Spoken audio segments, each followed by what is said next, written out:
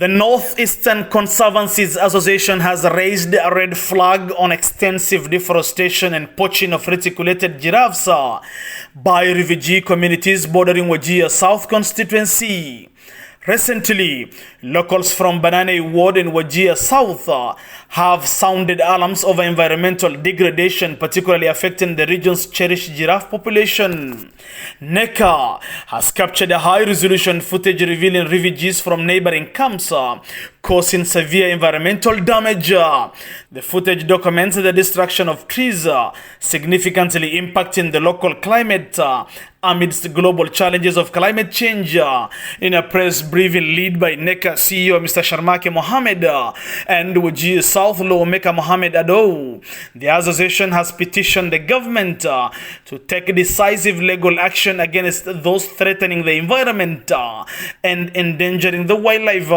The Northeastern Conservancies Association NECA represents wildlife conservancies across Kenya and northeastern counties, Garissa, Wajir, and Mandera. NECA advocates for wildlife conservation, sustainable livelihoods, and community development in this ecological sensitive and underrepresented region. NECA confronts significant challenges such as rampant poaching fueled by cross-border trafficking, climate change impacts, and inadequate infrastructure for conservation efforts. High levels of poverty and limited alternative livelihoods intensify reliance on natural resources, further straining the environment. The region also faces hurdles in promoting halal ecotourism and conservation ventures due to insufficient awareness and funding.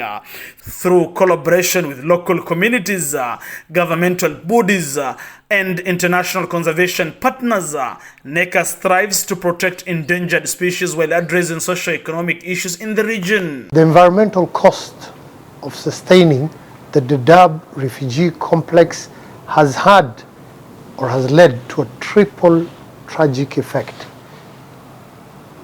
Wanton poaching, destruction of the environment, and the irreversible damage of the fragile ecosystems in the counties of Garissa and Wajir, and Mandera also. We appeal to the government to do something about this. We appeal to the relevant ministries and the ministers to try and intervene. You can see the level of destruction in our counties. You know, our wildlife is being decimated. Poaching is fueled by desperate conditions in the refugee camps. It's not just a crisis of humanity, it's also a crisis of conservation. Thank you. Wajir South is essentially a crime scene. The refugees from the Dadaab camps, Ifo, Dagahle and Hagardera, have all been getting their fuel wood as well as material for building houses from Wajir South for the past 30 years. Huge swathes of the constituency now lie barren. You can see areas that have already turned into deserts, complete with sand dunes, and this is unacceptable. There's been absolutely no support coming from the UNHCR and other organizations taking care of the refugees, some of them buying the fuel wood that's been obtained from Wajir South through massive deforestation by the refugees, and we are not going to accept any longer. Our communities have been sensitized enough. The massive poaching that's also going on, the killing of giraffes, dik-diks, gazelles, and selling the meat in the markets of the refugees is also wanton. And this has really depleted our wildlife population in Wajir South, which used to be teeming with all kinds of wildlife. And we're not going to accept this any longer. What is the government? What is the government doing? What is the Minister of Environment? What is the KWS? Why are they looking at these problems? And we are facing daily. And we know these things doing the refugees is not permissible. It's not permissible in Kenya for cutting trees, for killing the wildlife. And as we are a community, we are facing these problems, and we tried our best to intervene, to try to remove these problems. And we are facing these problems. We need from the government help. Actually, we need from the government help. And ile kitu leo tumeshika mbele ni makareta 14 ambayo wanapepa live trees, dead 110 who are carrying dead trees, live trees, and even wild animals meat.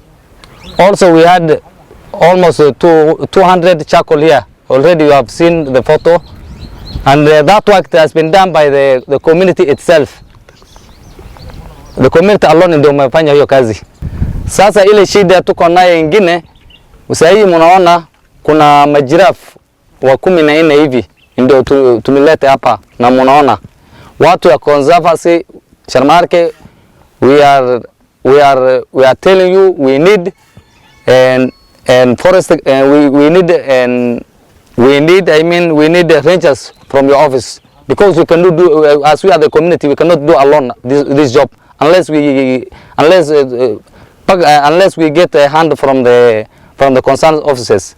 Also, environmental minister CS Adam Barad Duale, we are requesting forest guides from you, because all forest water wameenda, acacia tree wameenda, wale ingine water wameenda, grass wameenda. Tunataka hiyo pia yeye apatie sisi mkono. Consecutive Sharmarke, tafadhali sana, hii kazi tunafanya ni kazi yako, sisi ndo tumefanya hii kazi. Tafadhali sana, tunataka hata wewe tupatie mkono ili hii kazi tuendelee mbele. Minister ya Environment Adam Barad Duale, tafadhali sana, tuko na shida hii, watu wa refugee ndo wameleta shida hapo Wajir South Banani Ward.